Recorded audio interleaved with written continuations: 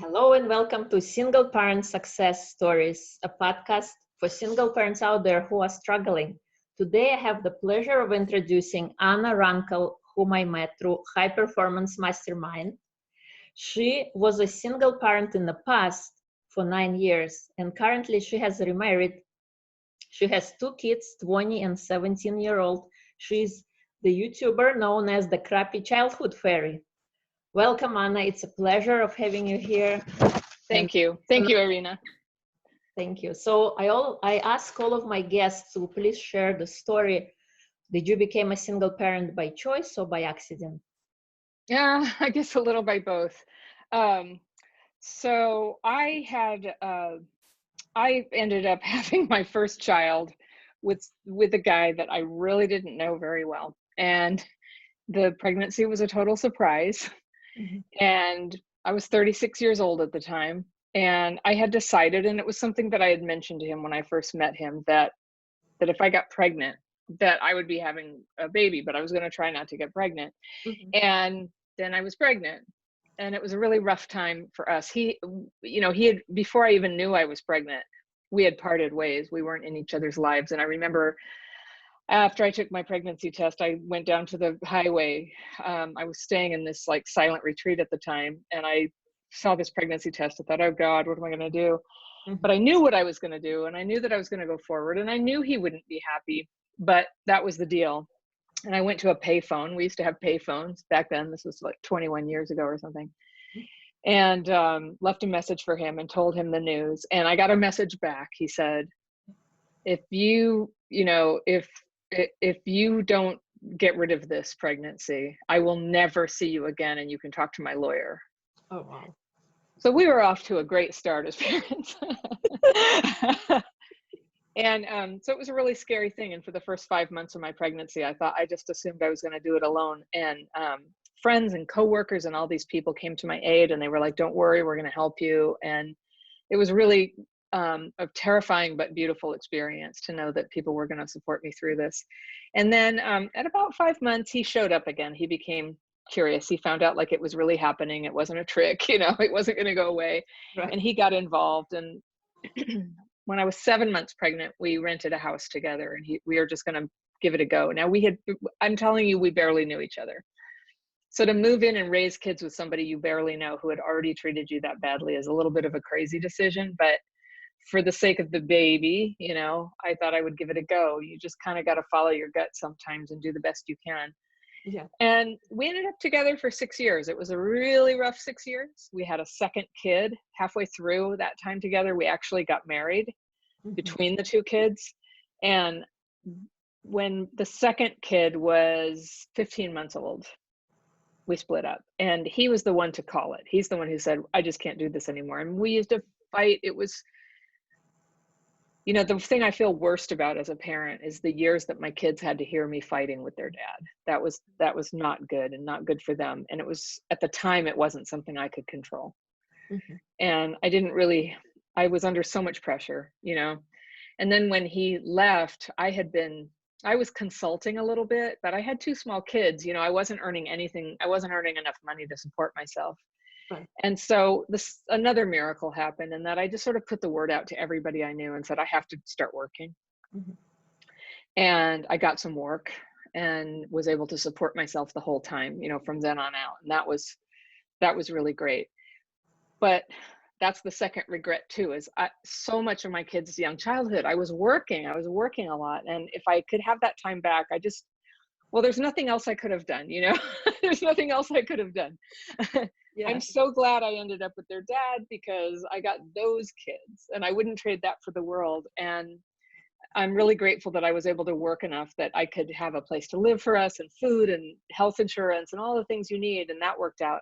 Yeah. And their dad and I, it was really, the first 2 years after we split were very hard. And we actually made a series of videos called Positive Shared Custody.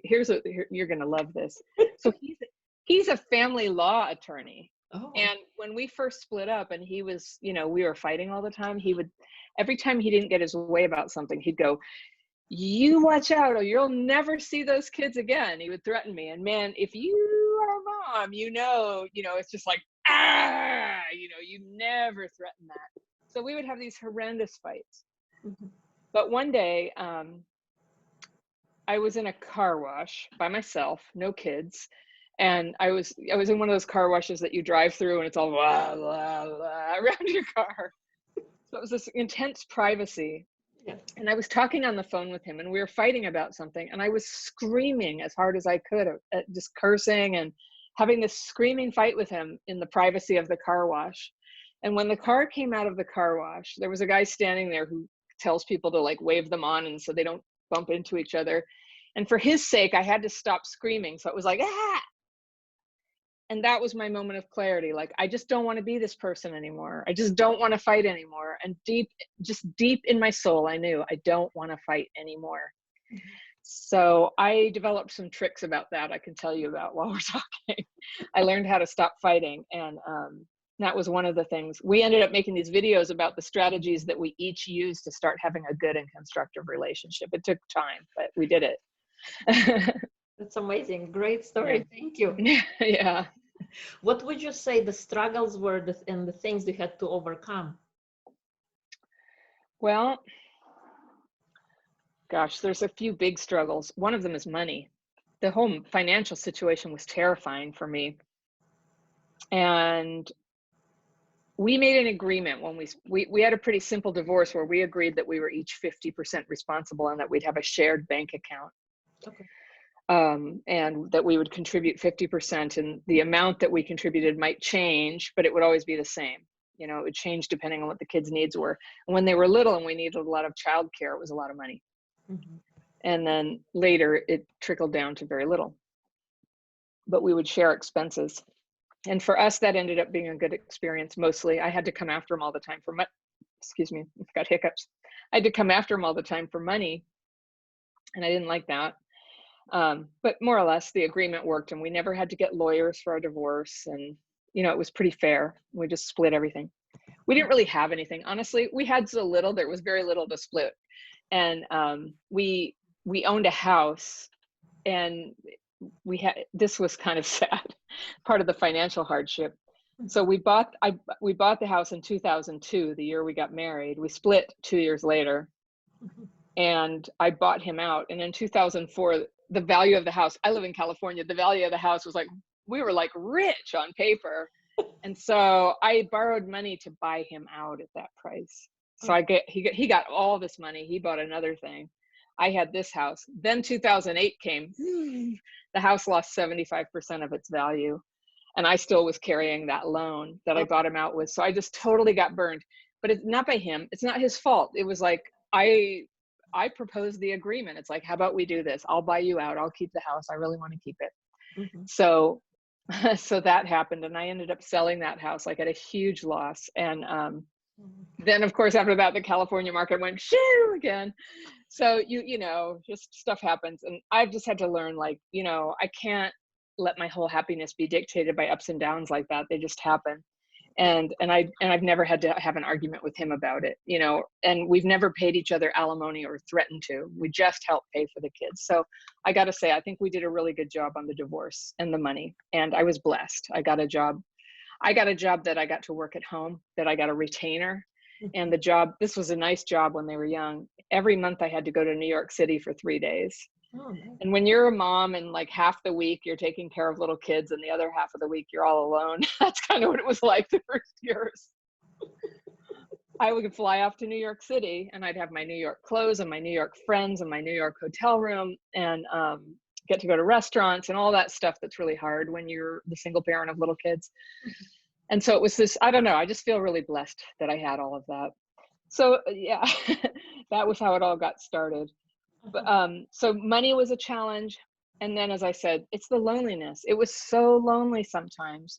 Mm-hmm. And I look back when they were little and I remember, we used to think of all these cheap, fun things we could do. Like I'd get our bikes stacked on the back of the car, what my little son's 7-year-old bike, and then a little baby seat on my bike. And we'd go up to wine country and ride bikes and go to a park and, go to Subway sandwiches and, spend $10 on dinner or something. It was a really cheap, wonderful day out, but there was nobody for me to talk to. And every time I'd get around adults, I would just be like, blah, blah, blah, blah, blah, blah, blah, blah.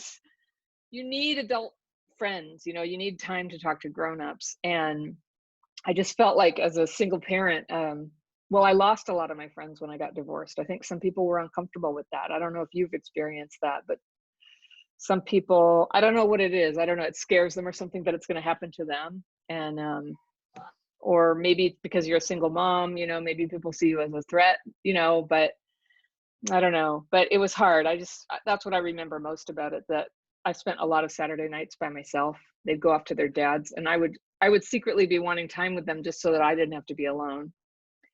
Now, we did a custody split that was pretty handy. What we did is we, you know, my little child was only 15 months when we split up. He was still nursing, and it was horrible for me. I was not ready to be separated from him. So we made this agreement that we pretty much stuck with, where every day they would switch houses. Now, that's not great when they're older, but every day we switched houses. So that way I always had either the morning or the evening with the kids. Okay. And that worked for us. That was a way to have more close contact with them. So I feel like as much as we were fighting, my ex-husband and me, we were able to put the kids first in that way of what was best for them.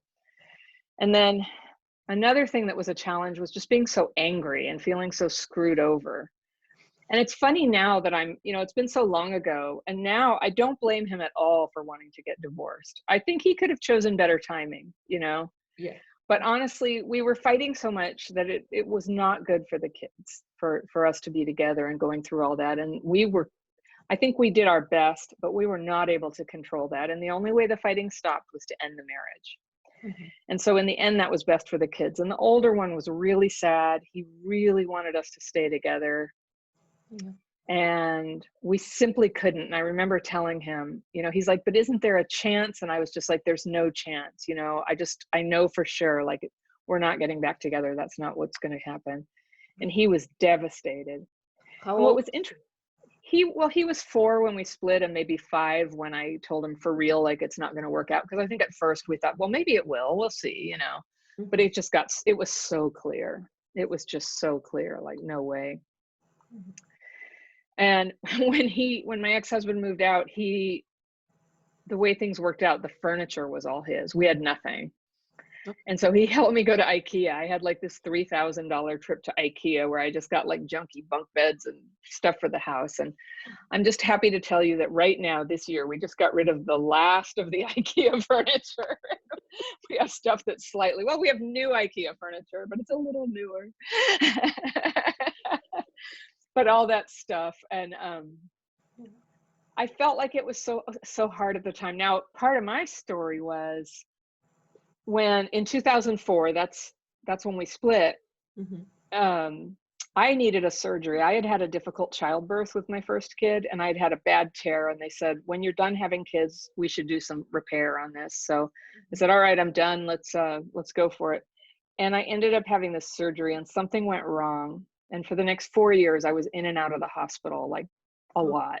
I wouldn't say constantly, but if you added it all up, I was in the hospital for maybe 4 months in over 4 years. And I had 14 major surgeries. And it really affected my ability to work and to take care of the kids. And there was like, my littlest kid was 2-3 years old, and you still have to like lift them up and put them in their car seat. And I couldn't do that. I had all this surgery, and it was major. You know, they had to like transfer muscles from my legs and try to rebuild stuff. And to be honest, I was so traumatized by everything that had happened, you know, like the difficulty of the marriage and things falling apart, that something was going on with my body where I couldn't heal. I couldn't heal it. And so they would do a surgery, and they'd say, you know, there's a 97% chance this is going to work. Everything's going to be fixed. It wouldn't work. It wouldn't work. And then they had to do all these other things, and then more and more complications. And I had this really rough period where I had to go to the emergency room 44 times, 44 times. And, you know, half of those times the kids were with me, and it would happen in the middle of the night. I'd be in some life-threatening thing. Either I was bleeding out, I had a septic infection, or I had an intestinal blockage, all very serious. And I'd have to find somebody. I'd call their dad and say, can you come get the kids, or can I drop them with you? I have to drive myself to the emergency room. And I have to get gross here. I hope nobody minds, but this to me was like a real low point in trying to be a single parent. Mm-hmm. The kids were there. Eventually I got neighbors to help and stuff. I just, it was really hard for me to put together a network of people who would help. And I'll say a little bit about why in a second, but in the middle of the night, finding people to watch the kids is really hard. Doing it 44 times is really, really hard. Oh my God. And at that time, their dad was not supportive of me. And there would just be a lot of rage coming at me, a lot of accusations that I was just like being dramatic or something. And then I would have to drive myself to the hospital. And most of the time it was an intestinal blockage, which is life-threatening. It's really painful and it makes you throw up. So I'd have to drive with a bucket between my knees, driving to the hospital in the middle of the night after getting help for the kids. And I'd get there and like the emergency room, they're like, "Oh, Anna, yeah, come in. We know the drill." And they just have to do all this stuff. And it was just so, I just don't even know how I got through. And I think, sometimes it's really hard. Sometimes life is hard. And I remember asking like, why me? What have I done to deserve this? Why is this happening? And why hasn't it worked out? And so one of the things I wanted to say was, I'll have to come back to it. I can't remember. So many things are coming to me, but I ended up with a lot of time alone to think about this. And I had to think a lot about why I ended up with this guy. I had to think about that. It was, there's a real temptation to like blame and go, "Oh God, he's this awful person." It's like, well, I married him. I had 2 kids with him. What's up with that? And while you can never take back what you did in the past. And if children came from it, it's always something to be grateful for in its way. But now what are we going to do it differently in the future? Right. And that's where my life really turned around. Is it got so scary and bad for me that I had to figure out a way to change my life. And I have always been somebody who works hard on myself, but I personally had a hard childhood. I had parents my mom was married 3 times. There was a lot of violence, drugs, alcohol. And now I've learned a lot about, it's not just psychological, how that affects kids. It affects us neurologically. And I came to learn that I've probably been working with a neurological deficit a lot of my life because of not being cared for so well. So for me, that was a challenge. Getting very frustrated, feeling overwhelmed. Those are all stuff that happen when you're a mom of small kids. But because of my childhood PTSD, it was very powerful. And it would just it would put me in a place of desperation that would make me really vulnerable to bad relationships. Like anybody to come help me, would just be like, "Come on." And that's what had to change.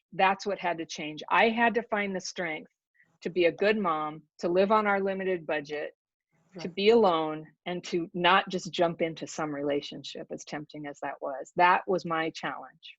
Mm-hmm.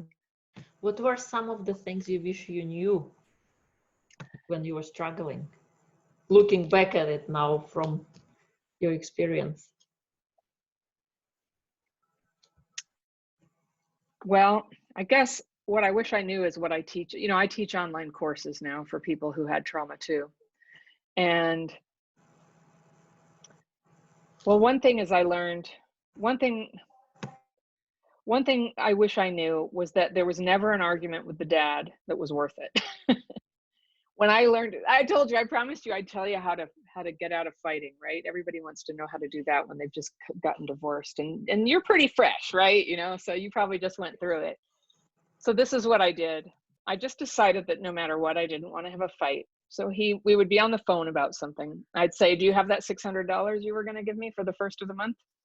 And he'd go, "F you. I'll give it to you when I feel like giving it to you." All right.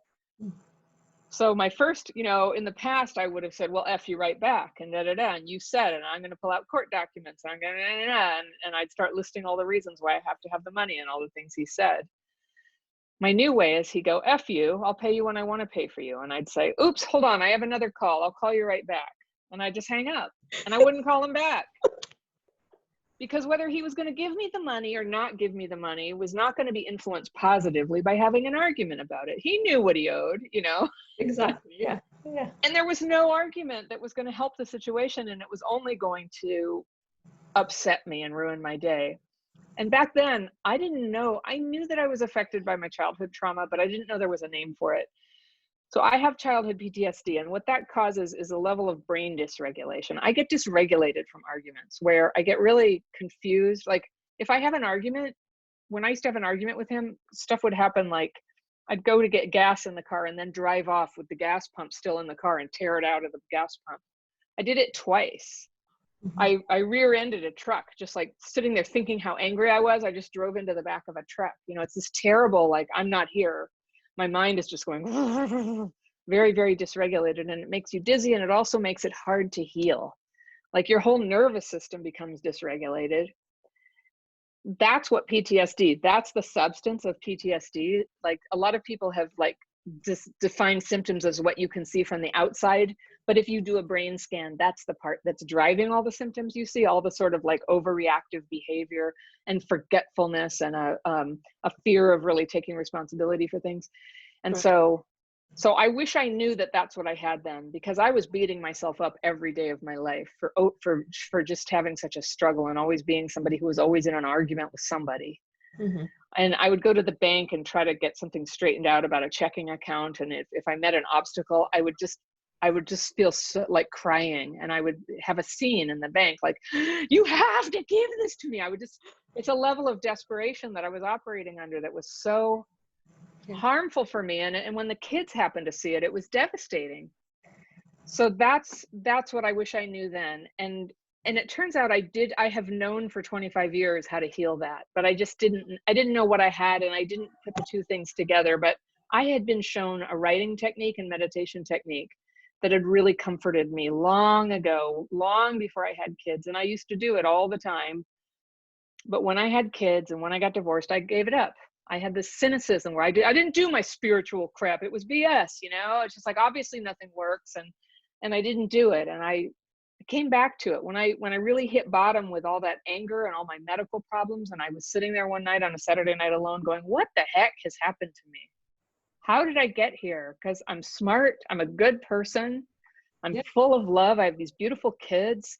You know, what is wrong? And this is what I was going to say, Irina, about a challenge is, and this may not be everybody who's a single parent, but I know many people do relate to it. So I was in an emotionally abusive relationship. And I think you picked that up when I tell you about how he would react about the money and stuff. Yeah. And it was emotionally abusive. And I was ashamed of that. And being that ashamed of what was going on at home meant I could never really be close to anybody. And I could only have social time with people if I could control it. And it's not like I was consciously orchestrating everything so that nobody would know what was going on at home. It just was like second nature to me. After growing up in an alcoholic household, you know, I just totally knew about how to hide what's going on at home. But the price you pay for hiding what's going on at home is you're not close to anybody. You've got this fake self out there. And I remember right before our marriage ended, I had this funny symptom that I couldn't feel anything. We went to a party, and I came home from the party, and I was like, this is like the third time I've been to a social gathering, but I don't feel like I've just been to a social gathering. I felt like I had just been watching TV for 6 hours, this kind of like, normally, like if I went to a party, I'd come home feeling like, woo, yeah, that's pretty good, you know, or that was a terrible party, eesh, you know, but I'd feel it. I would feel changed by having hung out by people, and like nothing could reach me, you know, and sex couldn't reach me, and nothing could reach me anymore. I just had like walled myself off, and it's like, you know, if you can't feel your life happening, you are in trouble. So it's really good the marriage ended. Yeah, and that's really what I had to heal from, is being the person I used to be who would live that way, who would put up with it or felt like I had to just to have somebody there, you know? Yeah, that's how I can relate to the not feeling part. That's how I felt after I ended up being alone. Yeah. My son was a newborn, 3 months old.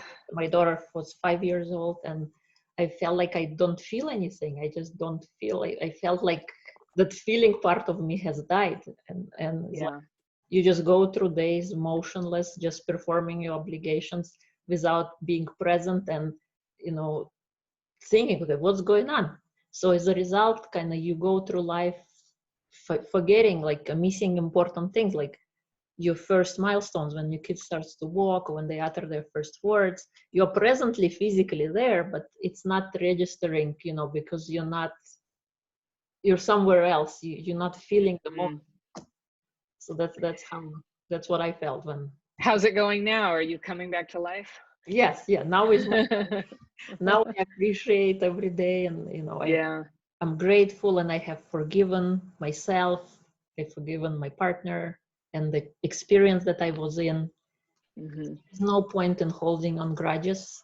All we do is we hurt ourselves in that end. We're not making anything better by having this heavy thing on top of our shoulders going. Yeah. So I felt that it was much easier to forgive, let go. Of course, it doesn't happen overnight. It takes time. No. But then you heal and you recover. I think what takes the longest time is trying to get you end up with all these expectations, like you're going to be there for me. You're going to care that I'm tired or sick, Right. And every time you get disappointed again and again. And it starts to happen in the marriage. And then after the divorce, still there's this anger, like you're not being that person for me. But finally you accept, oh, you're not that person for me. And there's this long period of time where nobody might be that person. Yes. That was hard for me. I was in the hospital, and whenever I'd have surgery, they wouldn't let me go home unless somebody would pick me up, but I didn't have anybody to pick me up. I kept saying, can't I just take a taxi? They'd be like, no, somebody has to pick you up. I'm like, I don't have anybody, like 14 times, I had this meditation teacher. We called him my hospital husband, and he would come and get me. And they'd be like, is this your husband? And we go, oh, yeah. But that's who came. And, various friends came for a visit, but I just got, I was having stuff where I needed a lot of help. My stepdad came and helped me one time for a really bad surgery. Like I pieced together the help, and being that in that single mom space, like demanded of me that I learn to ask for help. Yes. And it's really hard to ask for help when you're lying about needing help, when you're lying about how bad everything is. That was really a barrier for me. And even when I told everybody what was going on, it still was hard for me to ask for help.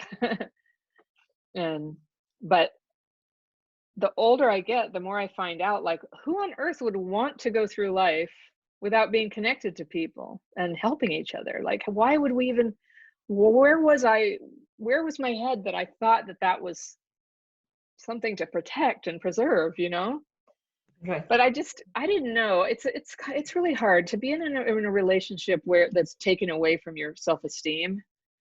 It makes it really, really hard to do stuff like that, like get help after surgery, or even stuff like finding a preschool, solving the next problem, being in mom groups. Can I just say, like, mom groups were always so hard for me. I felt like moms were speaking a language that I didn't understand. There was a way they understood each other, and I was always sort of, it's like I spoke another language, You might feel like that anyway, because this is not your native language, and people around you are speaking English, and a little bit, you probably are always wondering, did I understand the nuance of what that? I always felt like that. And it turns out that's a childhood PTSD thing. That comes from being neglected as a kid myself and having a little trouble reading other people. Right. And then, people are mostly nice, but they judge you sometimes. They judge you for being divorced, or for the arguments they heard you having, or for the drama they saw you creating. And, you are getting judged a little bit. So I found that hard. I wish, and I didn't have like a mom and a dad or siblings or anybody to like help me out or back me up. And then Christmas, just get together with the ex again, what are you going to do? Those were hard years. So there came a time in 2008 was really a year. Oh, sure. All the money went away and the work, but my life changed in a wonderful way in that I just finally got to a place where I wanted more than I wanted anything else to change. I just wanted to stop having these problems, even if it meant I was going to be alone forever. I wanted to be a good mom. I wanted to create a stable environment for my kids. And even if we were going to be poor, I wanted to be present for them. And of course I always had to work, but I didn't want to fight anymore. And I did not want to have another sick relationship. It had been a pattern for me. This guy I had kids with was just one more in the pattern. And I decided I wanted to make a real change. And I had to do something. I used to go to therapy, and I realized, you know what, it's not going anywhere. And I quit, and instead I got a different kind of mentor, and I got a couple of mentors. And one of them was a man who had known me for a long time, who was trustworthy, not interested in me. And I said, can you help me? Can you coach me through this and help me understand how I keep getting into sick relationships and help me stop? And he helped me. He helped me very substantially. And a lot of what he taught me blended together with what other people have taught me is what I teach in my courses. But he helped me see how much I was coming from a place of grasping, you know, and that I was going to have to completely change my energy and my approach to relationships. So that was later. There was like 2 years, no dating, no nothing. Then I tried dating a couple times, and it was yucky. It was going in a bad direction. Then I asked my friend for help, you know. So and that's when things really changed for me. I totally changed my life. And that ended up being, as soon as I made a decision I wanted to change, one of the things I did is I wrote down, how do I want to, and I just want to say, like, not everybody who's divorced wants to continue and get back in a relationship. Some people are like me, like they feel in a hurry to do it. Some people never want to do it, or they don't want to do it right now. But I wanted to do it, but I had the sense to ask for help, to slow down and just wait. And but what this guy, one of the things this guy told me to do was, one, cut off relationships with all my male friends. And these were, I say friends because they're friends where one of us was interested in the other and one wasn't. Oh. And I had like 6 or 7 of those lying around, and they were good for filling up Saturday nights. You know? But he said, if you want to be emotionally available, you have to end those. And I was like, really? But then who will I hang out with? Like, I had nobody except for these guys, right? And then he said, you're going to have to like clear space to be emotionally available and start making friendships and start doing things that you love as hobbies, and start really showing up for work and doing your work well and on time and all that. And he helped me do all that stuff. It was such a positive period. And all I remember at the time was I was crying all the time. I have this little box. It's still here. It's right here on my desk. This is my little God box. And it has little pieces of paper inside. And those are the prayers of what I wanted. One of them was, this guy I met, I want to marry him. And I'm married to him. And he's really awesome. So we met in 2008. We dated for 5 years and then got married.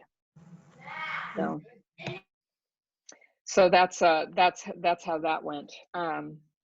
And that's the other thing, when you're, for a single parent, when you do get into a new relationship. So here's something I would change. I would not introduce my kids to anybody that I wasn't basically engaged to, you know. I dragged them through a couple things with guys I dated, and they knew that we were dating, and I see now, like, that was not healthy for them, and they didn't need to know about that. And especially if, like, you have a split custody agreement, you have time to date. You don't need to bring them around with the kids. And I was basically, you know, I just wanted to fill up lonely time, like being with kids alone on a Saturday night. I'm going to keep bringing up Saturday nights. You know, I'd just be like, hey, why don't you come over? So with my husband now, he's like this incredible person who, he was like, no, I think I don't want to meet your kids unless I'm feeling pretty sure I'm serious about you. And I was like, really? I was like, well, how soon can you feel sure about that? And he's like, a long time. And so he didn't meet my kids for a year. And that is a long time when you're dating. It's a long time. And it was, I remember it well. Actually, one time we ran into the kids very early when we were dating at a restaurant. They were with their dad, and everybody shook hands. And I remember thinking, I'm crazy about this guy. I hope I marry him, and I'm going to remember this in my mind as the first time the kids met him. And so they're all very close right now. My husband and my sons, who are his stepkids. But what I've learned from him is that being a step parent, and all step parents will say the same thing, he has a very normal experience with it. It's not the same, you know, it's not the same. So I've had a second level of lesson about how to have a blended family. What kind of advice can you give to present single parents who are struggling?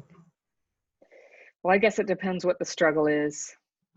But I think that I have a hunch that a lot of single parents had some trauma themselves.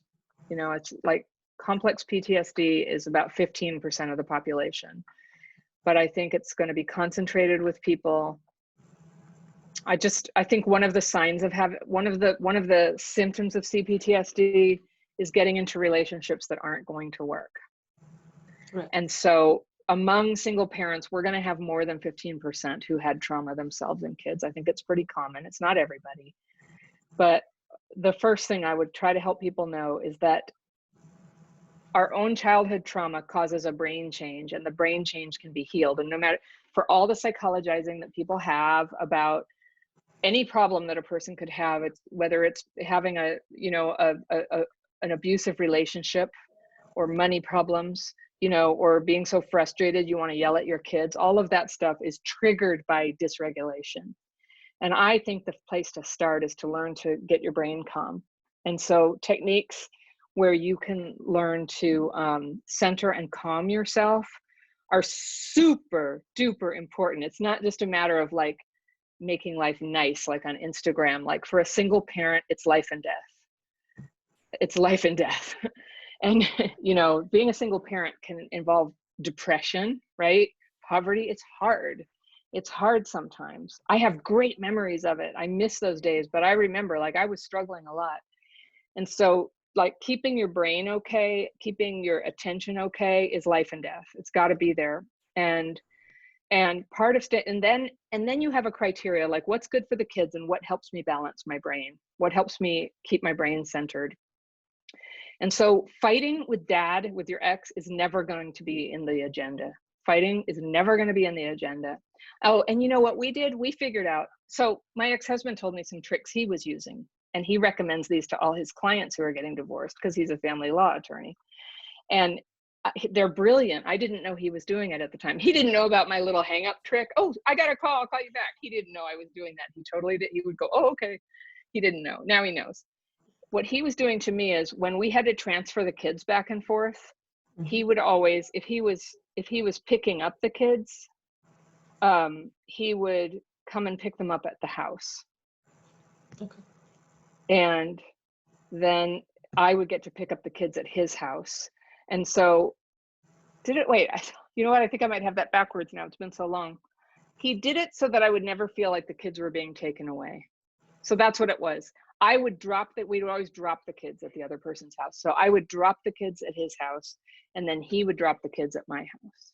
Mm-hmm. And that way I never felt like he was coming and taking the kids from me, that I had some control and I was bringing the kids to him. And I thought that was genius. Like he actually, for all we had trouble, he was trying to be sensitive to what was hard for me. And he was really good about Mother's Day and having them give me a Mother's Day present. Mm-hmm. And he also he did a very good job. We would try to cooperate about holidays. Like I love holidays. He doesn't care about holidays. He's always like, fine, you have the holidays. I was lucky. Not everybody has that. So we had that. But after 2 years separate, we made a pact that we're not going to threaten each other anymore. We're not going to make threats of no contact or taking custody away, or reporting to the police things that are not crimes, like that was something. I just had nothing else. I'm like, I'm going to call the police on you. It's like, for what? For having an argument with me, And so we made a pact, like, stop threatening each other, because threats just escalate everything, and that was bad for the kids. Mm-hmm. So, and then we had to come up with a lot of systems for homework and clothes and things, because, the clothes get divided into houses, and then you never know. So it turns out the school would always give us 2 copies of all the textbooks. Oh. And one was for one house and one was for the other.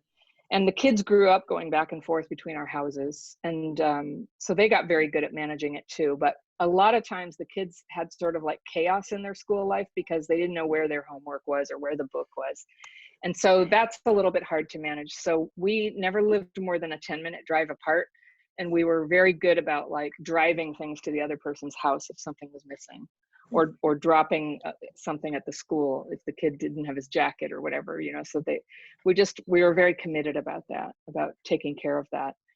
And so I think that's what worked for us, is just trying to be the sort of person that helps the other person succeed as a parent. I wanted him to succeed as a dad, and he wanted me to succeed as a mom. That's when things started going well. Thank you. Thank you. Those points. Yeah. Thank you so much. It was a pleasure of having you. If people would like to find you, what would you like to share your social? Sure. My website is crappychildhoodfairy.com. And I have online courses there where you can learn how to heal your childhood PTSD. And my YouTube channel, also called Crappy Childhood Fairy, that's a lot where the community conversation is about. And I post videos every week there for years now, so it's pretty lively. Cool. Thank you so much. It was a pleasure of having you. Thank you. Great advice and suggestions. Thanks. Okay. Practice, right?